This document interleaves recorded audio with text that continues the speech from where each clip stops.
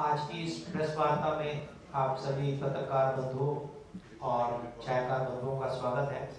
आज की इस प्रेस वार्ता को हमारे प्रदेश के माननीय अध्यक्ष पंडित मनोहर लाल कौशिक जी संबोधित करेंगे और उनके साथ दाईं ओर हमारे प्रदेश के सह कोषाध्यक्ष श्री वीरेंद्र गर्ग जी और उनके दाईं ओर प्रदेश के सह मीडिया प्रभारी नवीन गर्ग जी। अध्यक्ष जी से निवेदन है कि प्रेस को संबोधित करें। जी नमस्कार सभी पत्रकार साथियों का। आज ये जो प्रेस वार्ता कल 9 तारीख को 9 दिसंबर 2024 को देश के लोकप्रिय प्रधानमंत्री नरेंद्र मोदी जी पानीपत की ऐतिहासिक भूमि पर दोपहर 12 बजे एक सभा को भी संबोधित करेंगे। उसके साथ साथ एक ऐसी योजना का शुभारंभ करेंगे जो पूरे देश की महिलाओं के लिए रोजगार के नए अवसर देने की योजना है और उसका शुभारंभ पानीपत की ऐतिहासिक भूमि से होगा। पानीपत की ऐतिहासिक भूमि का चयन जो देश के प्रधानमंत्री नरेंद्र मोदी जी ने किया है और कल 9 तारीख को 12 बजे आएंगे। मैं बहुत बहुत धन्यवाद आभार प्रकट करता हूं कि ये सौभाग्य हरियाणा के कार्यकर्ताओं को मिला है कि मोदी जी का कल भव्य स्वागत पानीपत में होगा। और ऐसा स्थान जहां 2015 में जब पहली बार देश के प्रधानमंत्री बने उस समय बेटी बचाओ बेटी पढ़ाओ का अभियान की जो शुरुआत की थी और वो जो एक सफल अभियान रहा जिसके परिणाम भी अच्छे रहे और पूरे देश के अंदर बेटियों में को जहाँ गर्भ में ही ख़त्म करने का एक मानसिकता बनी हुई थी, जहाँ वो मानसिकता दूर हुई, एक जागरूकता पूरे देश में आई और बेटियों को बचाने का और पढ़ाने का जो पूरे देश में एक तेज गति के साथ काम बढ़ा उसका लाभ भी मिला। इसी प्रकार से ये जो महिला सशक्तिकरण के लिए प्रधानमंत्री नरेंद्र मोदी जी ने अनेक काम किए, जहाँ पूरे देश में धुएं से मुक्ति देने के लिए उज्ज्वला गैस के माध्यम से प्रत्येक परिवार को गैस के सिलेंडर देने का काम किया था। वो भी बहुत बड़ा, हर रसोई में गैस का सिलेंडर महिलाओं को पहुंचाने का काम किया। इसी प्रकार से जो स्कीम स्वामित्व योजना जो पूरे देश में चली, महिलाओं को आवास की योजना जो पूरे देश में प्रधानमंत्री जी ने बनाने का काम किया। इसी प्रकार से महिलाओं को हरियाणा के अंदर 50% का आरक्षण भारतीय जनता पार्टी की सरकार ने पंचायतों में, ब्लॉक समिति में, जिला परिषद में, नगर पालिका, नगर परिषद और नगर निगम 50% का प्रतिनिधि, जनप्रतिनिधि के चयन की प्रक्रिया में भी महिलाओं को अधिकार दिया। वहीं महिलाओं को अनेक ऐसे जो रोजगार के अवसर उसमें पूरी भागीदारी देने का काम किया। वहीं हरियाणा सरकार ने जो कॉलेज में पढ़ने वाली बेटियों को मुफ्त शिक्षा देने की योजना चालू की। वहीं पर महिलाओं के उत्थान के लिए बहुत सारी ऐसी योजनाएं हमारी सरकार ने की हैं और उसमें एक नई योजना जो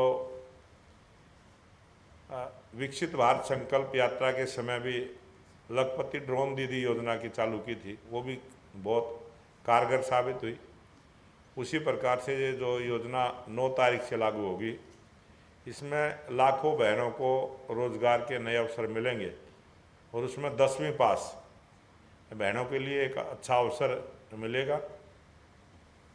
ये महिलाओं को मजबूत करने के लिए जिस प्रकार से महिला सशक्तिकरण का बिल पास करके आगे नई जब परिसीमन होगा उसमें जब सीटें बढ़ेंगी और चुनाव होगा उस समय भी महिलाओं को 33% का आरक्षण भारतीय जनता पार्टी की सरकार ने और देश के लोकप्रिय प्रधानमंत्री नरेंद्र मोदी जी ने ही देने का काम किया है। और बहुत सारी ऐसी योजनाएं जो अलग अलग प्रांतों में जहाँ भारतीय जनता पार्टी की सरकार है वहाँ अलग अलग नाम से भी बहुत सारी योजनाएं महिलाओं के लिए हमने चालू की हैं। उसी प्रकार से हरियाणा में भी तेज गति के साथ विकास के नए रास्ते खुले और जब देश के प्रधानमंत्री नरेंद्र मोदी जी आएंगे तो करोड़ों रुपए की नई सौगात भी देके जाने वाले, जिसका लाभ पूरे हरियाणा प्रदेश को होगा। जो हमारे लोकप्रिय मुख्यमंत्री नायब सिंह सैनी के नेतृत्व में जो तीसरी बार हरियाणा में मंत्रिमंडल का गठन हुआ है, पूरा मंत्रिमंडल आज तेज गति के साथ अपनी 100 दिन की योजना बनाते हुए प्रत्येक डिपार्टमेंट ने अपना काम शुरू किया है। उसमें बहुत तेज गति के साथ तीसरी बार हरियाणा में सरकार बनी है, 3 गुना गति के साथ हरियाणा सरकार आज काम कर रही है। वहीं अभी 2 दिन पहले ही जो सोनीपत तक मेट्रो रेल की मंजूरी मिली है, जो रिठाड़ा से नरेला कुंडली तक आएगी, उसके लिए भी मैं देश के प्रधानमंत्री नरेंद्र मोदी जी का भारत सरकार का आभार प्रकट करता हूं कि सोनीपत में एक नई विकास की जो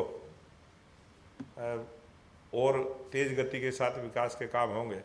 और इसी प्रकार से पानीपत तक भी जो एक रेल की लाइन जीटी रोड के साथ साथ आएगी, उस पर भी काम चालू है। बहुत सारी नई सड़कों का भी पीछे हमारे मुख्यमंत्री नायब सिंह सैनी जी ने जब दिल्ली बैठक की थी तो 12 ऐसी नई सड़कों की भी मंजूरी हरियाणा को मिली थी।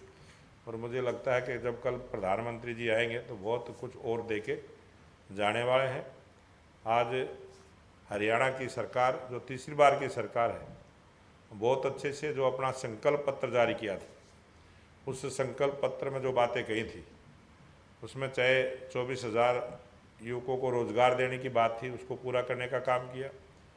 जो डायलिसिस और मुफ्त इलाज की प्रत्येक सरकारी हॉस्पिटल में सुविधा जो मंत्रिमंडल की पहली बैठक में पास करने का काम किया।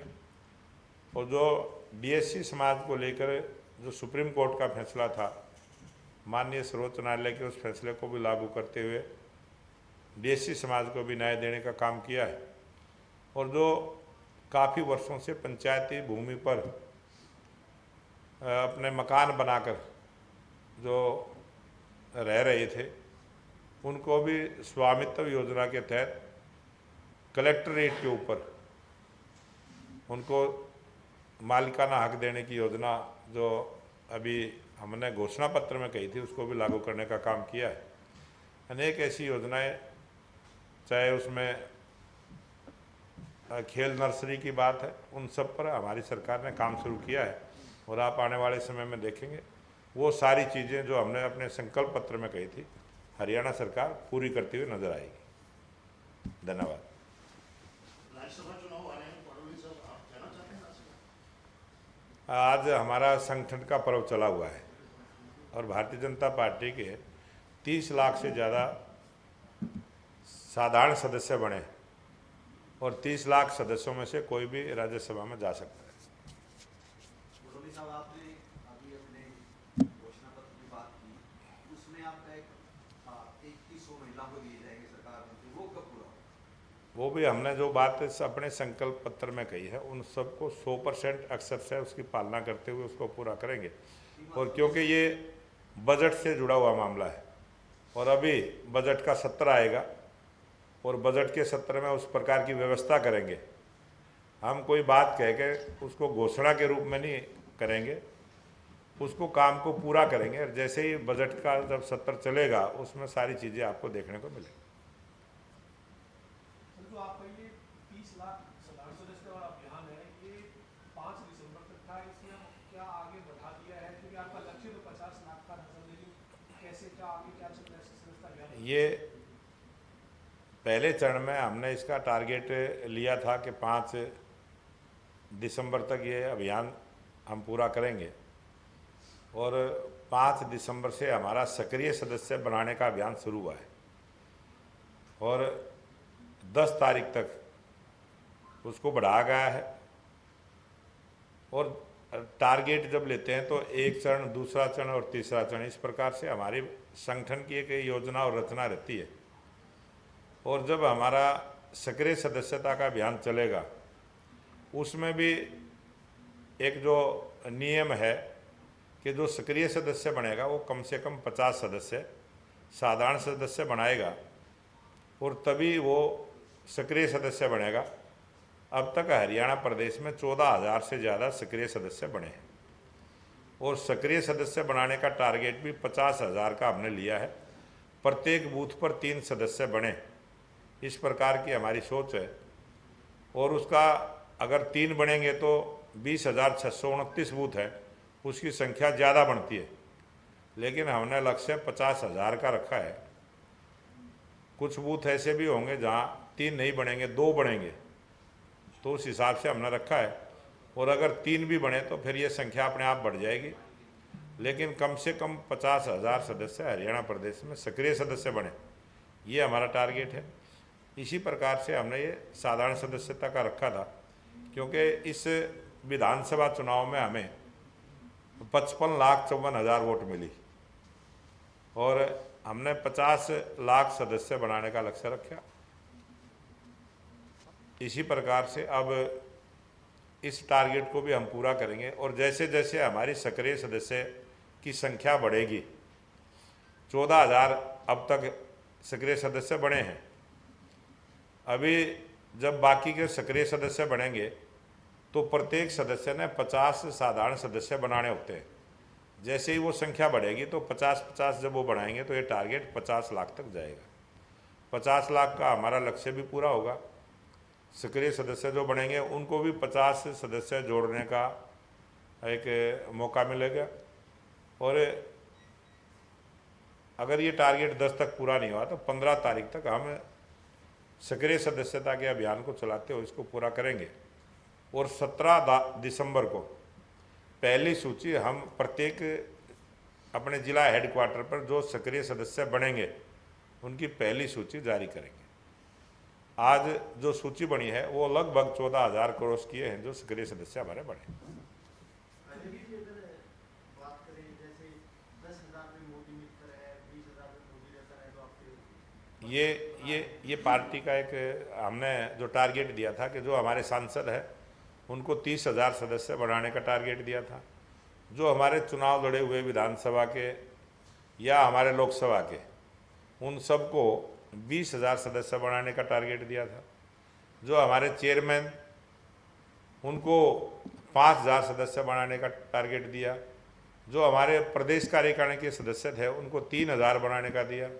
जो हमारे जिले के पदाधिकारी थे उनको 1,500 बढ़ाने का दिया। जो हमारे मंडलों के पदाधिकारी थे उनको 1,000 सदस्य बढ़ाने का टारगेट दिया। और जो हमारे सक्रिय सदस्य बनेंगे वो कम से कम 50 सदस्य बना के वो सक्रिय सदस्य बनेंगे। इस प्रकार से एक पूरी योजना के साथ वो संख्या 50 लाख की बढ़ती थी और वही हमने टारगेट लिया था।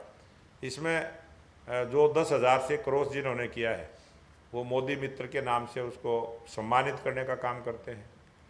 जो 20,000 से क्रॉस करता है उसको मोदी रत्न के सम्मान से हम सम्मानित उस कार्यकर्ता को करते हैं। और जो अपने टारगेट को पूरा करता है उसका भी हम मंडल स्तर पर उनका स्वागत भी करते हैं और सम्मान देते हुए प्रत्येक कार्यकर्ता को जो अपने बूथ पर 250 सदस्य बनाएगा उसको भी हम मीटिंग के अंदर सम्मानित करने का काम करते हैं। सर, सरकार ने हाईकोर्ट में कहा है कि 3 जनवरी तक जो है निकाय चुनाव को लेकर नोटिफिकेशन जारी हो जाएगा और फरवरी तक जो चुनाव पूरे हो जाएंगे, तो क्या तैयारियां हैं? किसने कहा है?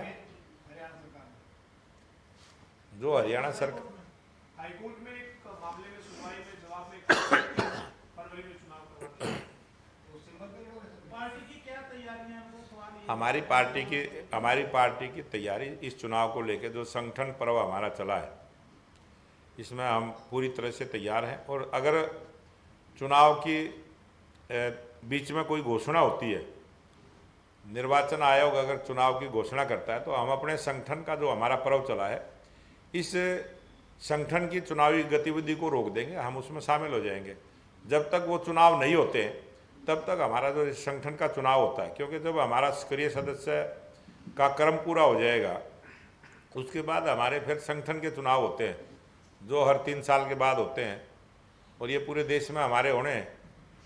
अगर निकाय के चुनाव बीच में आ गए तो इस प्रक्रिया को रोक देंगे, फिर उसमें प्रवेश कर जाएंगे। किसान आज भी दिल्ली कूच करने की तैयारी कर रहे हैं। क्या मानते हैं, किसानों की मांग ठीक है या मुद्दे पर राजनीति हो रही है? किसानों की कभी भी मांग कोई गलत नहीं होती। ये किसानों का प्रदेश है, किसानों का देश है, और इस देश में रहने वाले जितने भी वर्ग हैं सबका अपना अधिकार है सरकार से मांग करना। अच्छी बात है, मांग करना अच्छी बात है।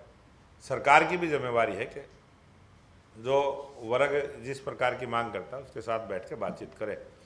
और मैं धन्यवाद करता हूँ हरियाणा के लोकप्रिय मुख्यमंत्री नायब सिंह सैनी जी की सरकार का। उन्होंने तुरंत किसानों के साथ बैठ के बात करने का काम किया,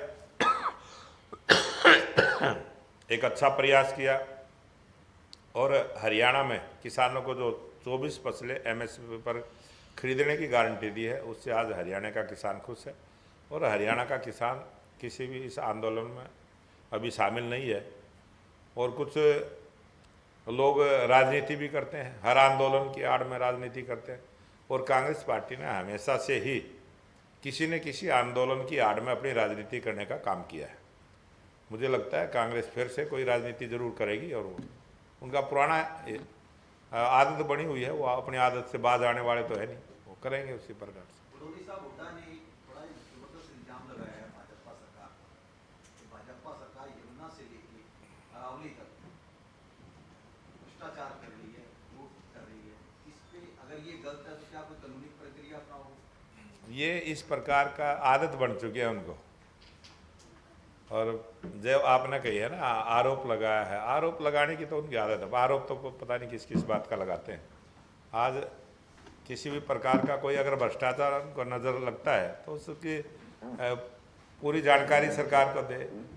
वो 10 वर्ष तक हरियाणा के मुख्यमंत्री रहे हैं, अगर कोई जानकारी है तो प्रेस में ढंग से कोई बात कहनी चाहिए, ऐसे बगैर सिर पैर की बात ना करें। राज्यसभा उम्मीदवार की घोषणा कब तक है और नामांकन जो भी रहेगा 9 तारीख को रहेगा, 10 को रहेगा? 3 तारीख से लेके और 10 तारीख तक उसकी एक टाइम बॉन्ड है ना, वो कोई बढ़ने वाला है। और जैसे ही जिस भी उम्मीदवार की पार्लियामेंट्री बोर्ड की तरफ से घोषणा होगी वो उम्मीदवार आएगा और फार्म भर के चला जाएगा। इसमें कोई बहुत बड़ी बात नहीं। तो क्या बड़ौनी जी को बधाई दे दें एडवांस में? एडवांस तो बधाई बहुत सारी जो बेकार चली जाती है होती है, और पवन जी, बहुत सारे लोगों को दे देते हैं, वो सब बेकार की। वो तो एक मन को खुश करने वाली बात होती है, होता कुछ नहीं है उसमें। तो आपने कहा कि हिंट किया कि अगर प्रधानमंत्री जी आएंगे हरियाणा को कुछ ना कुछ जो है बहुत से कुछ सौगात देने जा रहे हैं, तो हरियाणा की सरकार की और पार्टी की क्या विश लिस्ट है जो प्राइम मिनिस्टर को आगे फॉरवर्ड की, किस तरह के नई चीजों की वो कल वो जब देश के प्रधानमंत्री नरेंद्र मोदी जी आएंगे और जो चीज़ें हमारे मुख्यमंत्री जी ने रखी हैं वो दोनों को ही पता है, और वो उसकी जब घोषणा होगी जब सबको पता चलेगा। सर, ये जो आपका सदस्यता अभियान चल रहा है, इसमें जो आपके चुनाव में पार्टी छोड़कर जो लोग चले गए थे, उनको टिकट नहीं मिली थी, या बड़े नेता बड़े चेहरे हैं, उनकी वापसी का भी कोई रास्ता है सदस्यता अभियान के तहत? ये सदस्यता अभियान हमने अपना एक नंबर जारी किया है 8800002024। इस नंबर पर इस पूरे भारत का कोई भी वोटर पार्टी ज्वाइन कर सकता है। इसमें कोई किसी प्रकार की दिक्कत नहीं है पार्टी का सदस्य बनने में। और बहुत सारे ये भ्रम भी फैला के रखा कि सरकारी कर्मचारी किसी पार्टी का मेंबर नहीं बन सकता, जबकि संविधान ने सबको इजाज़त दी है।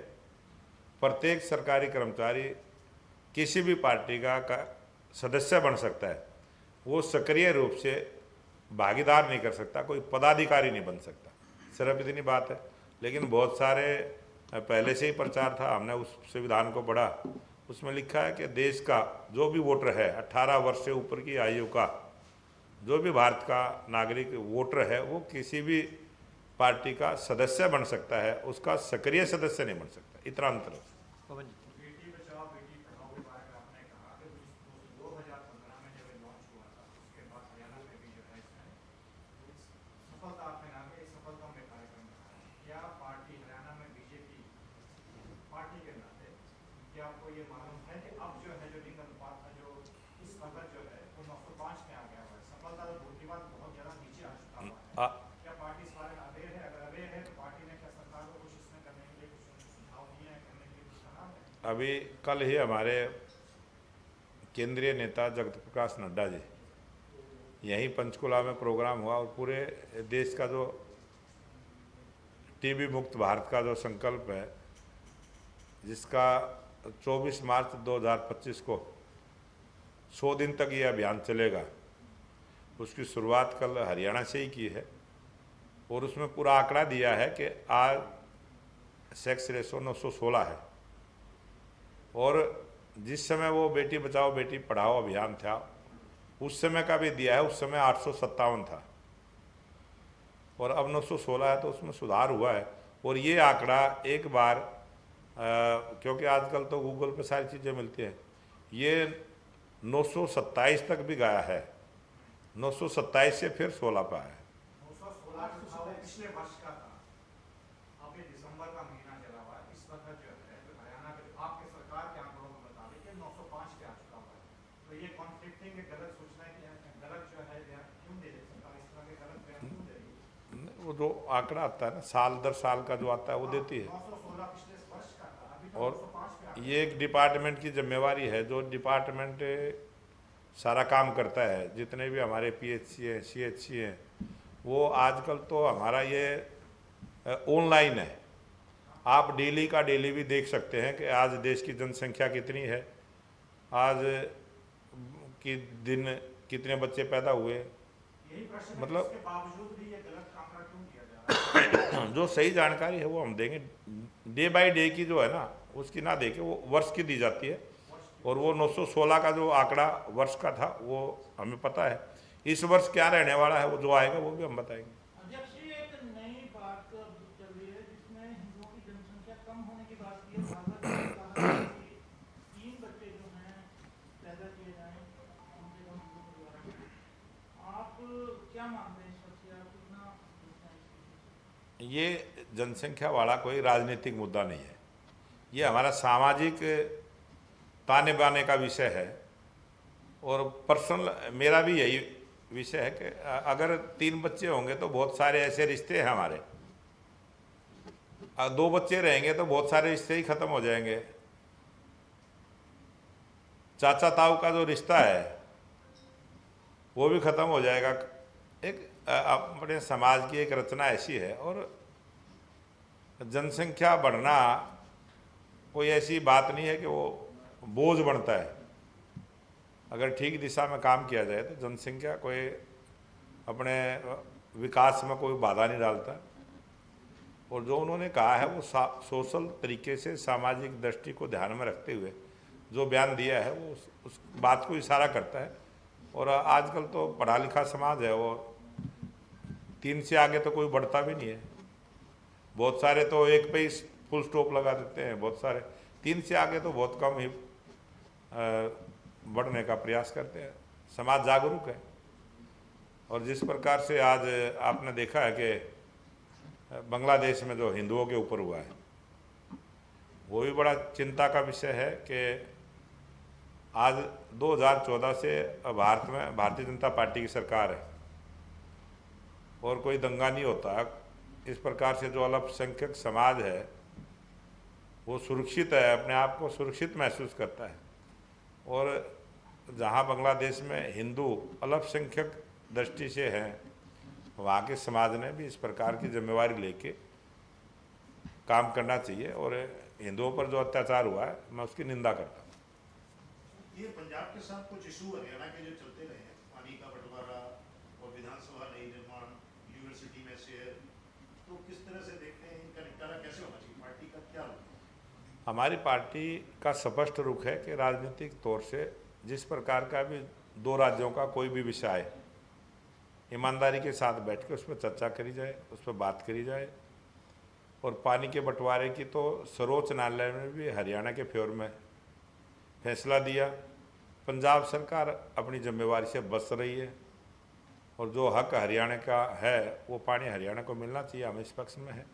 और आप सबको पता है कि जब चंडीगढ़ का बंटवारा भी 60 और 40 में हुआ, आज विधानसभा में भी जो हरियाणा का हिस्सा है कई कमरों में उन्होंने अपना सामान डाल के कब्जा किया हुआ है। स्पष्ट है, नज़दीक आप देख सकते हैं।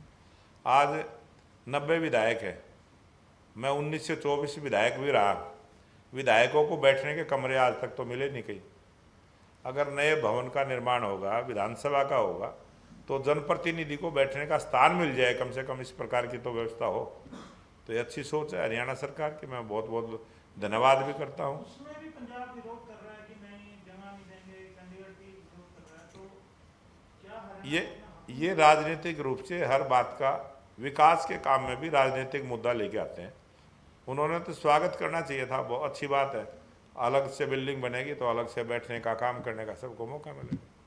इस वक्त किसान जो है बॉर्डर पर शुरू उसमें खड़े हैं और आने की हरियाणा में आने की कोशिश कर रहे हैं, कुछ आप उसके बारे में क्या संदेश देना चाहेंगे? और हरियाणा क्यों जो है 101 किसानों ने आना, उनको क्यों नहीं आने देना चाहता? कब रोकता है? कितने भी आज किसान आए जाए, कौन रोक रहा? कोई नहीं रोक रहा। ये एक खबर बढ़ाई जा रही है।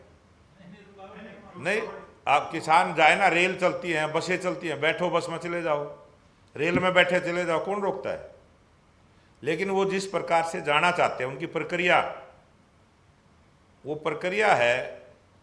जो चीज़ दिल्ली में ट्रैक्टर पे बैन है, तो क्या जरूरी है ट्रैक्टर लेके जाना? वो तो पैदल जाना चाह रहे हैं, तो जाए, कौन रोकता है? जत्थों में ना जाएं, जो कहने का भाव जिस है कि आंदोलनकारी बन के ना जाएं, वो वैसे जाएं जाएं। किसान, ये किसानों का देश है, प्रदेश है। किसान दिल्ली में ही किसान रहते हैं, हरियाणा में सारे किसान ही तो हैं। लेकिन जिस प्रकार की प्रक्रिया के साथ वो जाना चाहते हैं, वो प्रक्रिया उन्होंने ठीक करनी चाहिए। मतलब तो आपका सुझाव ये है कि वो रेल ट्रेन से जाएं, हाँ, जाए, कौन रोकता है? आंदोलनकारी बन के ना जाएं। हरियाणा के किसान को कोई दिक्कत नहीं है। और हरियाणा की सड़कों पर व्यवस्था खराब हो, सिर्फ इतनी सी सोच है बस, उसमें कुछ भी नहीं है। धन्यवाद। आप सभी का इस प्रेस वार्ता में आने पर बहुत बहुत धन्यवाद, आभार।